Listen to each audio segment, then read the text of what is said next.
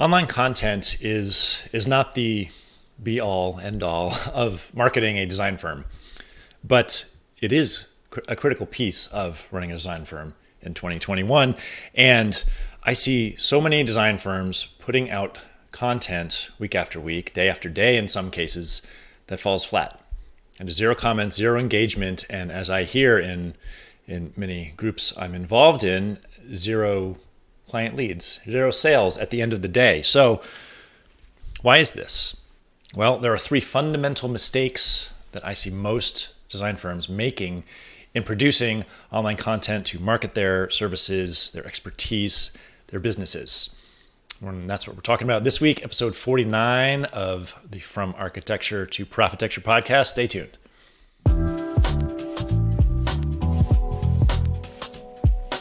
Giving architects and landscape architects the tools and strategies to be seen, heard, and valued in the marketplace, and telling the stories of leaders building thriving design firms and attracting their ideal clients. This is From Architecture to PROFITECT. I'm your host, Jay Krakowski. Let's get started. Fellow and future PROFITECTs, hello, how are you? Welcome to this week's show, where we're talking about the three biggest mistakes that design firms are making in their online content. There are many firms that have departments dedicated to marketing, a lot of it being in online content. Or you may be a smaller firm where you've got one marketing person. You may be an office of one, as I am, and you're doing this all yourself, potentially with outside contractors, but mostly all yourself. So how can we look at our content? How can we assess our content for these mistakes so that it is effective, so that it is powerful, so that we start to get engagement back, not just the little thumbs up like or the heart on Instagram, because at the end of the day, you can't take any of that to the bank. Those don't necessarily mean anything for your bottom line revenue. And we're going to talk about those three mistakes in this week's episode. The first being that you're all just putting out slideshow content. You're using social media only as a portfolio. And I see this quite often on Instagram. Beautiful pictures, don't get me wrong, beautiful photography, and often firms have invested thousands of dollars to bring a professional photographer in to photograph the finished space, typically right before or just after it's occupied, so that it's in its most pristine form, right? But often those shots have zero people in them. Often those posts, as they go online, have zero caption on them, zero call to action. And yes, on Instagram, sometimes zero hashtags. It's just, here's our finished ABC XYZ space. And that's it. Well, everyone else in the market typically is doing that too. So if your firm is doing that, you're blending in with everyone else, because everyone else is putting out the same stuff, the same beautiful pictures that go onto someone's Pinterest board. Or if you've uploaded it to house.com, if you're in the residential space, it goes into a house idea book, and it's an idea, but it's not germinating that seed in someone's mind to call your firm, to reach out and see if you can help them. Rather, it's just a pretty picture. Just a pretty picture. There's no faces, there's no names, there's no voice behind it. Now, I have the luxury here on being a podcast where you're getting to understand my tone of voice here, which helps all that much. But majority of online content I see out there, it's not video content, it's not audio content, it's just a picture, or it's just a quote, but there's nothing to back it up. So this slideshow content, it leaves most of the opportunity for connection behind. A couple episodes ago, I mentioned the 7-38-55 rule. That was a study done back, I believe it was in the 1960s, where looking at marketing messaging, and they found that only 7% of the message that was to come across in a particular marketing piece came from the actual written words on the page. 38% came from the tone of voice. Now, they're also looking at radio or TV ads, potentially 38% in the tone of voice, 55% in body language. So am I saying that you have to be on video? No. But if you're not, you're missing a big part of the picture there. And likewise, if you're putting up a portfolio image if you're taking the time to get a portfolio image, and this especially goes for us landscape architects, designing these often public spaces, publicly visited spaces, is to have people interacting naturally in the space, not waiting until it's 5:45 in the morning and it's completely empty. See people in their typical movement, or if you're photographing, say, a kitchen or living interior, have the family, have people moving about in it, show some activity. That at least gets you there. Does it equal what I'm able to do here on video in terms of body language? You're able to see my facial expression? No, but it's something to think about in your content. That if you're taking the human element out of what we do, which is really why we do what we do, right? We design spaces for people. If you're taking that out of all of your online content, you're missing a huge opportunity. You're missing over half of the opportunity to make a connection with a potential client there. So just showing someone a slideshow, it's not enough. Certainly in 2021, it's not enough. The second mistake that I see firms making is a generalized messaging. And this often leans into the realm of experience and expertise. Aside from the portfolio pieces, it's merely a list of what you have done or what you can do, or your accreditations or your licenses. And again, I know I've said this 1,000 times on this podcast, but often I see that you could take the copy, the wording from someone's website, and just slap it on one of your competitors' websites, and they would often, you may not even notice the difference, to be honest with you. That the text is often very much the same, especially if it's just a list of services, or on the extreme end, it's a list of architectural jargon and completely existential thoughts that most clients won't be able to relate to. And no, I'm not just talking about the residential space. Also in the larger institutional or commercial or civic space, if you've got these huge pie in the sky ideas, it's not speaking the same language as the decision maker most of the time. Now, higher education, could you make that argument for the opposite? Yes, you probably could. But most of the time, the copy that I see on websites it's boilerplate. Honestly, it's like a spec book. It reads like a spec book. And how is that making a connection with a potential client? Business decisions and contracts are agreements between people. Yes, between organizations when you talk about the dollars moving from one place to another, but it's between two people. It's between two groups of people. It's that human connection. The other point about this messaging being generalized is portraying your expertise and your services in the wording that I pull from one of my online mentors, Brandon Lucero. The knowledge versus the knowing, and those are different. And I've got an analogy of a bicycle here. You could read manuals for days. You could watch every single YouTube video that's available. Heck, you could go study under a sports. I forget the name of the profession. It's not physiotherapist, but it's anyway a sports specialist in the mechanics of riding a bike. You could read and study that for days. And at the end of that, through all that training and certification and study and whatnot, do you really know how to ride a bike? No, most likely you don't, until you get on the darn thing and you fall off a couple times and you scrape your knee, and eventually the balance becomes innate to you, where you can pick up a bike 5 years later, 10 years later, and just jump on the thing and go. You have the knowing of what it feels like to balance a bike. Now, how the heck does that translate into selling architectural services, Jake? Bear with me, I'll get there. So in explaining your architectural design process and explaining the landscape architectural design process to someone who's never hired a design professional before, it's not enough to just list the services as if they were reading a textbook. Again, you can't just read about riding a bike. You can't just read about learning to swim. You need to jump in the pool and sometimes struggle a little bit as our young ones do. Mine are just about to start swim lessons this spring in prep for the summer. or you need to get on that bike and fall off and scrape your knee a few times. Now, so what does that mean for our marketing, for our marketing content? It means explaining what we do and the outcomes that we achieve, the transformations that we achieve in the language of our clients.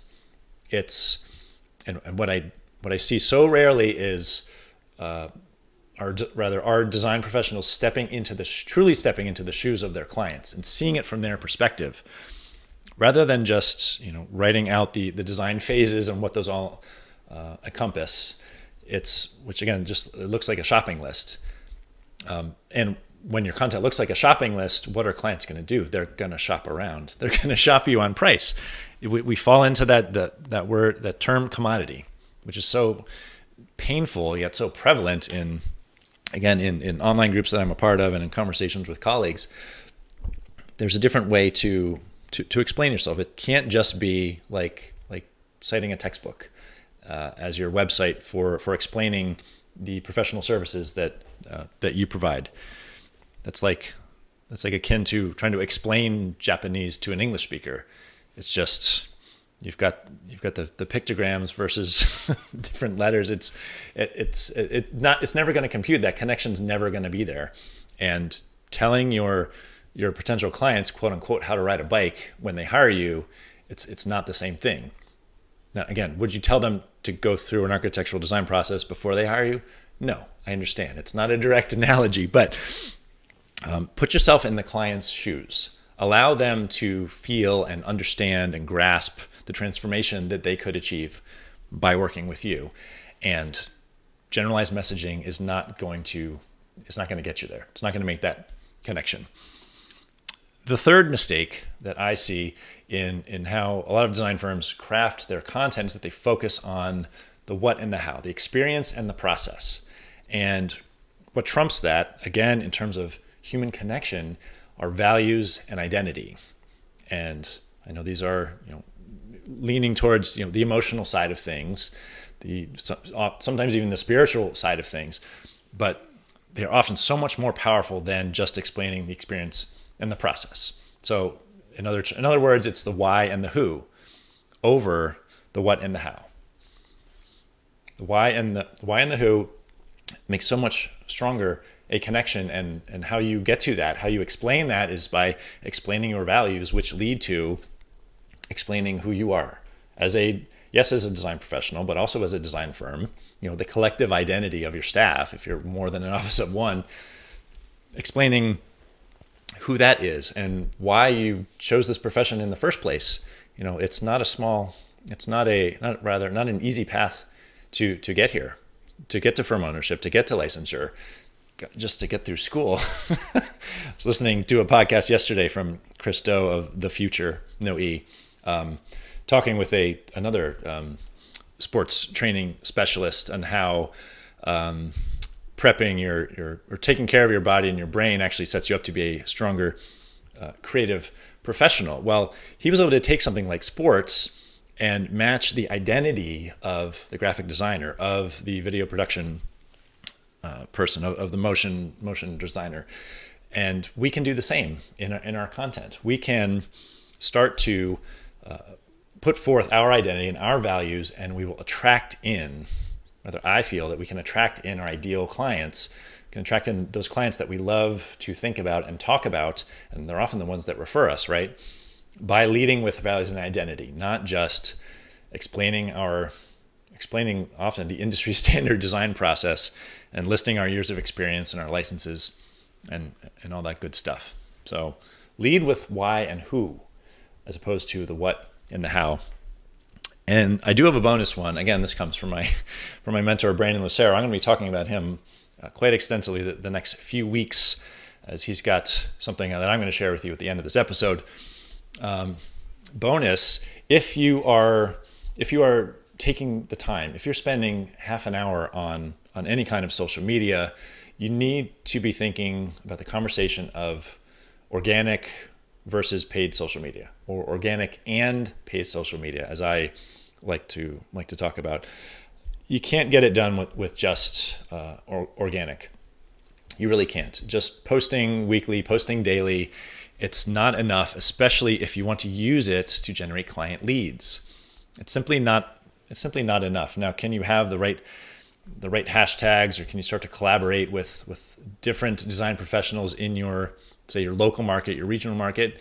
Yes, that could get you places, but to have the audience reach that you really need, I think, to make this worthwhile, especially if you have invested in hiring someone, certainly full-time, or on a contract basis social media manager, you need to have the conversation, start to think about incorporating paid social media. Probably the best example of this that I can think of is Google traffic, and that could be video ads on YouTube, or that could just be Google on general websites, because it tracks keywords. If someone is searching architect in Milwaukee, and you're in the greater region there, and you haven't developed your website, your web presence enough, or your blog presence enough to where SEO is kicking in, they're not going to see you. So I feel that there needs to be a somewhat of a balance. Now, could it be 80-20? Yes. Am I saying you need to spend $10,000 a month on paid ads on Facebook? No, I'm not. But to start to reach out to that cold audience, because quote unquote cold audiences are the toughest ones to get to. Yes, it comes from the term cold calling. But once they're in your ecosystem, once they visit your website, and hopefully you've got your Google and your Facebook cookies on there so that you can track them and remarket to them, it just brings the hours and the efforts that you're putting into social media and any kind of online content. It starts to make it that much more worthwhile, because they will start to see your brand, your face, your name, your voice, perhaps, that much more.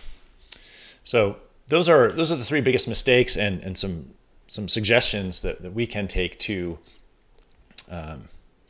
correct them, to make all this worthwhile. If we're spending time online outside of the Facebook groups that we love to get together in, and we want this to actually be working for our business, to be doing the selling for our businesses, not just as another portfolio site. Well, there are a lot of things that I see out there that need to change. And that's a great segue, because I want to help you change those. Next week, Tuesday, Wednesday, February 23rd, 24th, I am leading a free bootcamp called Positioned to Profit. It starts at noon Eastern, where we're going to start to dig into the ideas of values and identity. We're going to start to talk about messaging for your online content, and how we elevate it beyond just listing expertise and experience, how we get online content to start really working for us, how we get it to start selling for our design firms, and not just be a bunch of pretty pictures in a slideshow. So I will invite you to join me over there. PROFITECTurebydesign.com/bootcamp is where you can get signed up for that.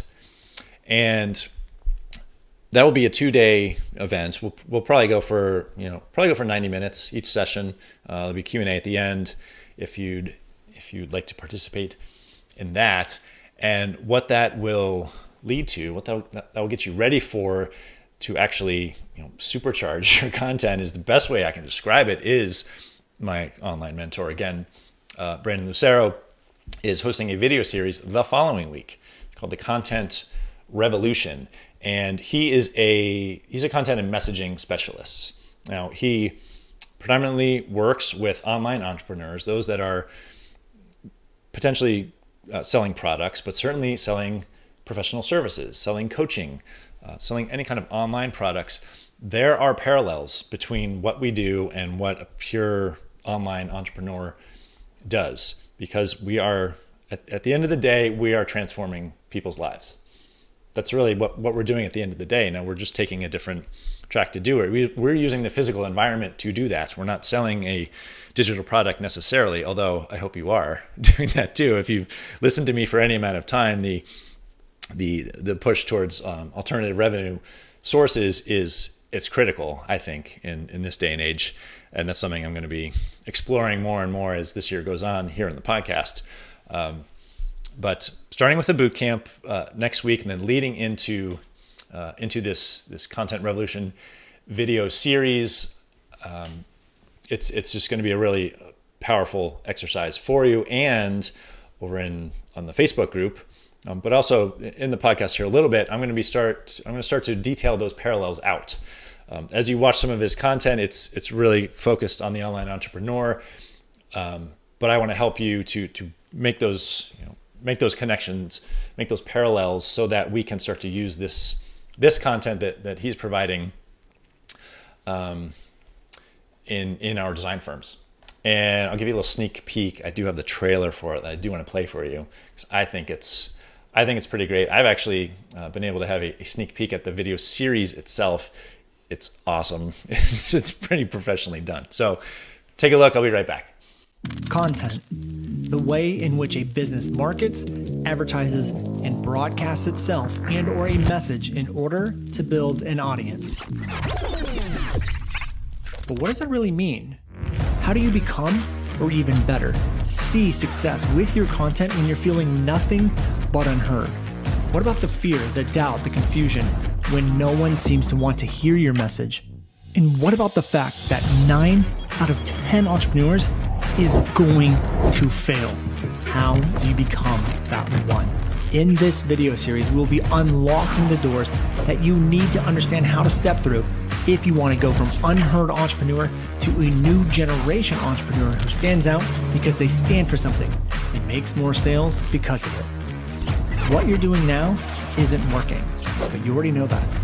So doing it over and over again will bring you nowhere. There needs to be a shift in how we define effective content and messaging. And how is staying in the same place going to help you reach your dream? Because you may be this close without even realizing it. You need to start with your messaging, because your messaging fuels everything. There are the deeper levels that most can't see.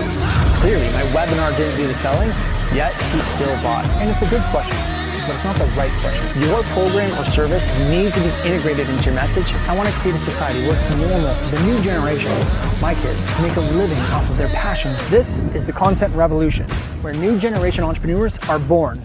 Welcome to the Content Revolution video series.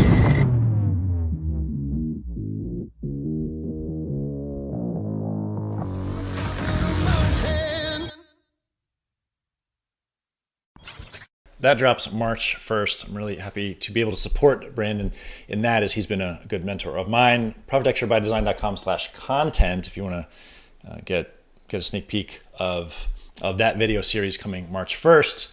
But before then, join me next week in our bootcamp, where we can really start to dial in your firm's messaging and the value and identity of you and your firm behind that. I'm going to leave you with a quote of the week from Danielle Laporte. Being your true self is the most effective formula for success there is. I think that says it all, that we need to lead with ourselves, or we need to lead with our staff, as opposed to our experience and our expertise. Because that's really what's going to set us apart and make the strongest connections with our potential ideal clients. If you haven't already, go ahead and leave me a review on Apple Podcasts. I'd love to hear from you. And until next week, go out there and make it a great week, because our success is inevitable. Take care. Thank you so much for tuning in. Don't forget to hit subscribe so you stay up to date with future episodes.